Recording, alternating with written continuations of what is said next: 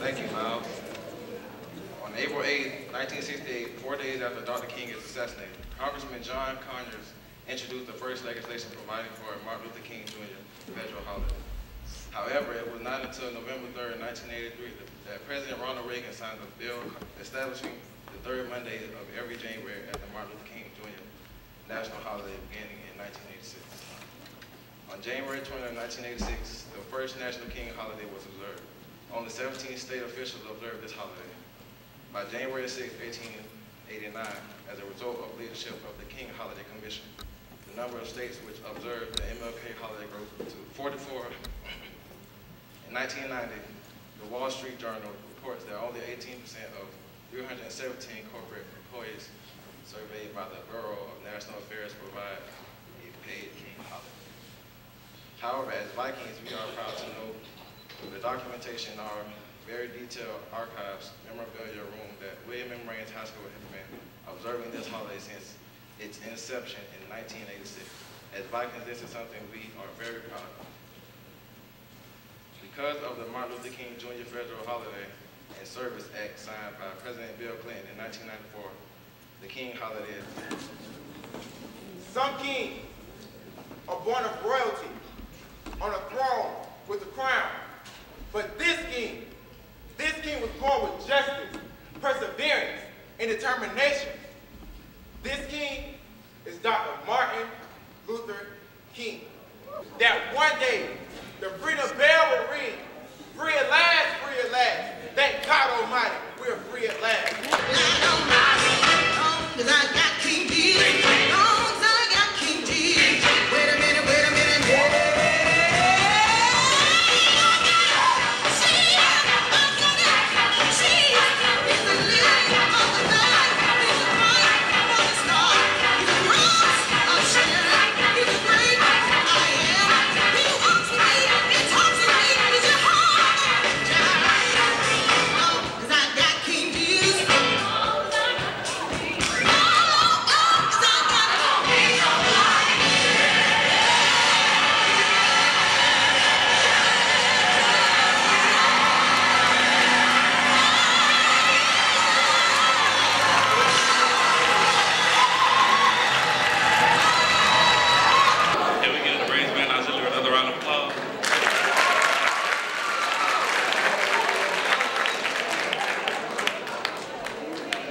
Greetings, Vikings.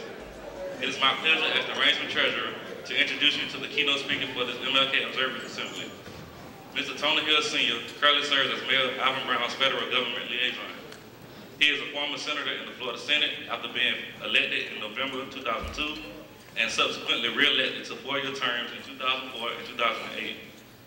And now that's where the home of Florida Memorial University is today. But they were founded right there in St. Augustine. In fact, they still own the property there in St. Augustine. So it'd be a good trip to go over there and see. We honored Andrew Young, who was one of the lieutenants for Dr. King when he was almost killed just trying to cross the streets to go in this park that you and I, we just go, we don't even think about it. We just walk in the park, get back in our car and go home. But they could not even go over to the park. They beat him 3 times. He tried to go. He got up, went back to the group, and then he said, I'm going back again. On behalf of our principal, Mr. Tony Beverly, our entire student body, Rainsman, it is my pleasure to present you with this token of appreciation for those inspirational words you just delivered. Please accept this gift as a token of our sincere thanks.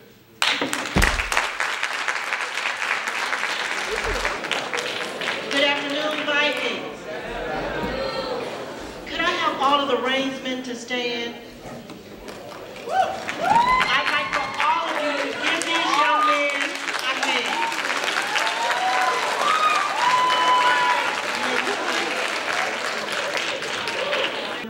Thank you so very much for your leadership. To Mr. Hall, thank you so very much for putting on this program. Young people, when you saw the film, there are just 2 quick things I want you to understand. When you saw the film, it talked about the fact that Dr. Martin Luther King was stabbed in his chest, his house was bombed, and he had little children in his house. I want you to just kind of get an image in your mind to understand that Dr. Martin Luther King, during the time that all of this was happening, was not that much older than you all in here. His push to integrate the colleges back in Alabama, young people dream, and live well. As Vikings, you have a rich legacy, and there are so many things that you can do. Senator Hill said it best, and I'll take my seat. You don't have to follow the crowd. All you have to do is to do you.